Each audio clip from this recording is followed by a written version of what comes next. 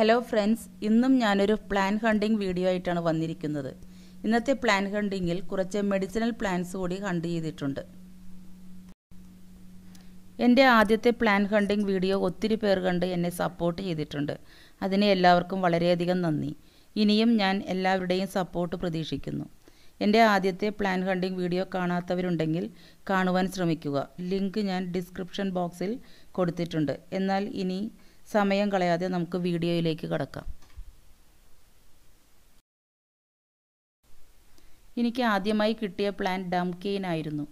ഒരു തോടിൻ്റെ അരികിൽ കുറേ ചെടികൾക്കിടയിൽ. അവിടെ നിന്നും കുറച്ച് പറിച്ചെടുത്തു.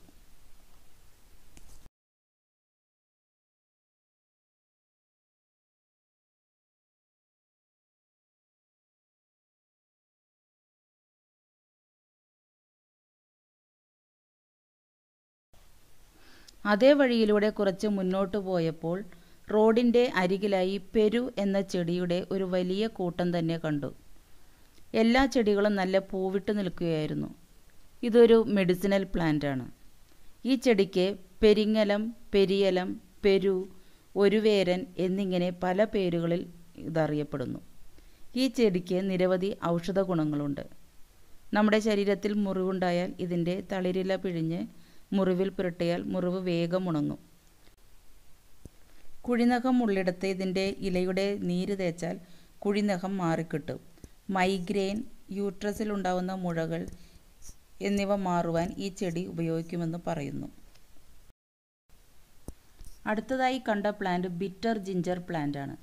ഇതിൻ്റെ പല വെറൈറ്റീസ് ഇപ്പോൾ മിക്കവരും വളർത്തുന്നുണ്ട്.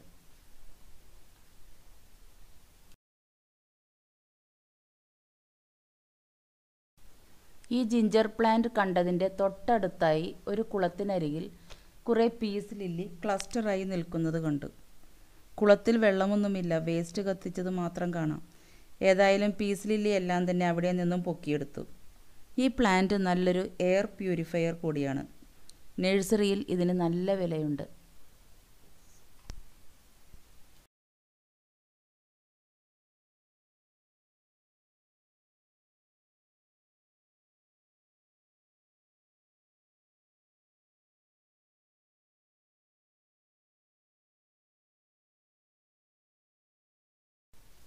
ഇതിൻ്റെ തൊട്ടടുത്തായി ചെറിയ പീസ് ലില്ലിയുടെ കൂട്ടം കണ്ടു. അതും അവിടെ നിന്നും പറിച്ചെടുത്തു.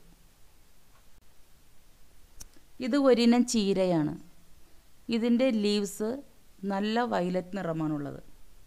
കൂടുതൽ ഉപയോഗമൊന്നും അറിയില്ല. ഞങ്ങൾ സാധാരണ ഓണക്കാലത്ത് പൂക്കളമിടുവാൻ ഇതിൻ്റെ ഇല ഉണക്കിപ്പൊടിച്ച് പൂക്കളത്തിൽ ഇടാറുണ്ട്. ഒന്നിച്ച് നിൽക്കുന്നത് കണ്ടപ്പോൾ നല്ല ഭംഗി തോന്നി വീഡിയോ എടുത്തതാണ്. ഇത് ശതാവരി, ഒരു മെഡിസിനൽ പ്ലാന്റ് ആണ്.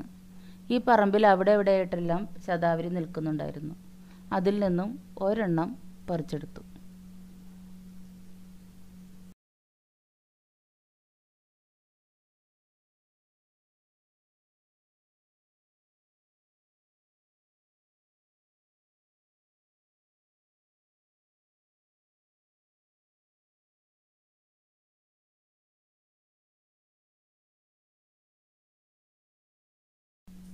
ഇത് ക്രീപ്പിംഗ് കർട്ടൻ പ്ലാന്റ്.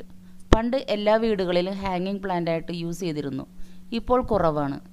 ഇവിടെ കാണുന്ന വലിയ മരങ്ങളിലെല്ലാം തന്നെ ഇത് പടർന്നു കയറിയിട്ടുണ്ട്.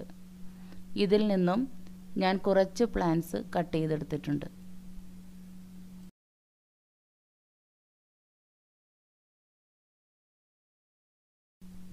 ഇത് കരളകം. ഇത് നല്ലൊരു മെഡിസിനൽ പ്ലാന്റ് ആണ്. ഏതെങ്കിലും പ്രാണികൾ കുത്തുകയാണെങ്കിൽ ഇതിൻ്റെ ഇലയുടെ നീരെടുത്ത് അവിടെ തേച്ചാൽ പെട്ടെന്ന് അതിന് വേദന മാറിക്കിട്ടും. ഇത് ആടലോടകം. ഇതും ഒരു മെഡിസിനൽ പ്ലാന്റ് ആണ്. രണ്ട് തരത്തിലുള്ള ആടലോടകമുണ്ട്. വലിയ ആടലോടകവും ചെറിയ ആടലോടകവും. ഇത് ചെറുതാണ്. ഇതിന് ഔഷധ ഗുണം കൂടുതലാണ്.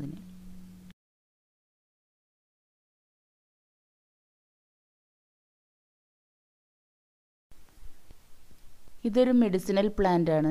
ഈ ഒഴിഞ്ഞ പറമ്പിൽ മുഴുവനും ഈ പ്ലാന്റ് ആണ് കണ്ടത്. ഇതിൻ്റെ പേര് ചെറുള എന്നാണ്.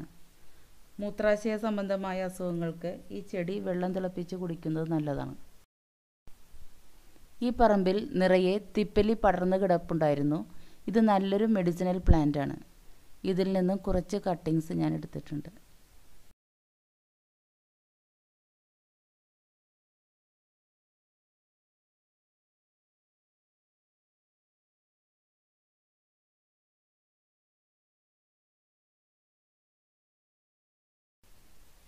തിപ്പിലി കണ്ടതിൻ്റെ കുറച്ചടുത്തായി കുറേ ഫേൺസിൻ്റെ കൂട്ടം കണ്ടു.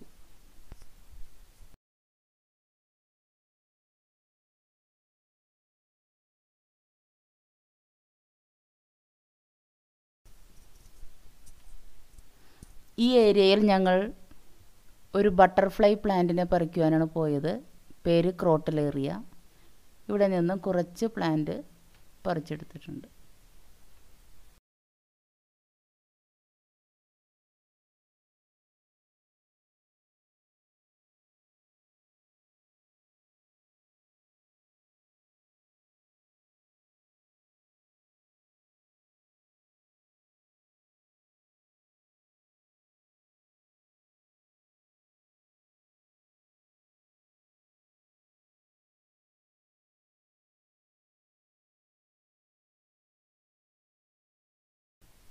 ഇത് ആകാശമുല്ല. ഈ ഏരിയയിൽ മുഴുവൻ ഇത് പടർന്ന് കിടപ്പുണ്ട്. നല്ല റെഡ് കളർ ഫ്ലവറാണിതിന്.